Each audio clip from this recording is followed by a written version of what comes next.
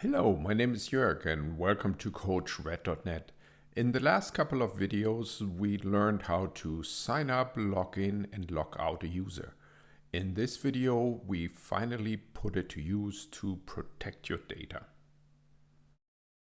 Securing your app data is an important topic and probably the reason why you are doing this series.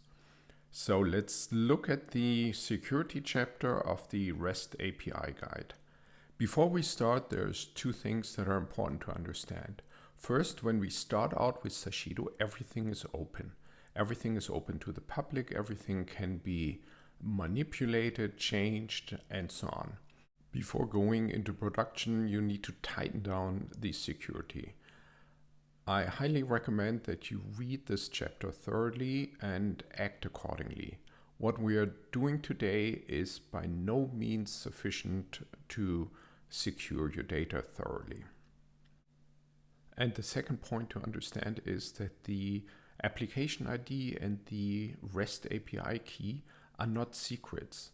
They can be discovered in numerous ways.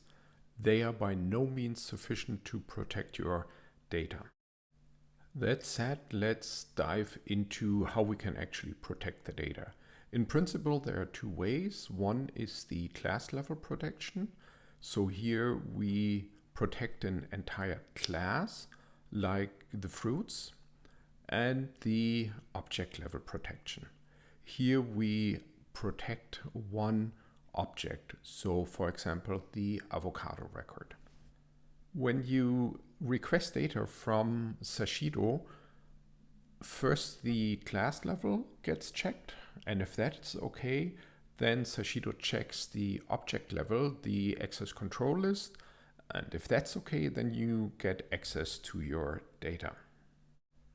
Back at the Sashido dashboard, the class fruits should be protected so that only authenticated users can access it. To start, click on Security. Next, toggle permissions, then copy requires authentication, add it and press enter. Now we see the public permissions and the requires authentication permissions. I deselect the public permissions and you see that the requires authentication permissions become selectable. Save CLP and let's see what it does to our app. Here I am at the login screen. I log in and go to the list page, click on get fruits, and I don't get any data. That behavior was to be expected, but I still want to know what's going on. So I go back to Appgyver to my get fruits logic. If the get record collection is not successful, I add two flow functions. The first one is that I set the fruits1, my data variable, to nil, to an empty list. And the second one is that I get an alert with the error message, the raw error message. So it's the output of another node. And here the raw error message. Back to the preview app.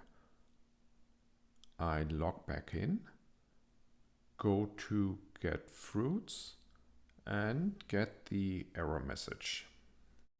User needs to be authenticated. I am authenticated in the app, but not towards Sashido. Sashido needs the session token to know that I am actually logged in. So how do we get that to Sashido? You probably guessed it, the answer is in the REST API guide. Unfortunately not directly, but I can go under sessions and retrieving sessions to see how the session token header looks like. I copy that out of here.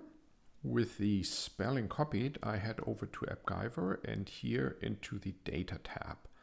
In the base configuration, I add a new HTTP header.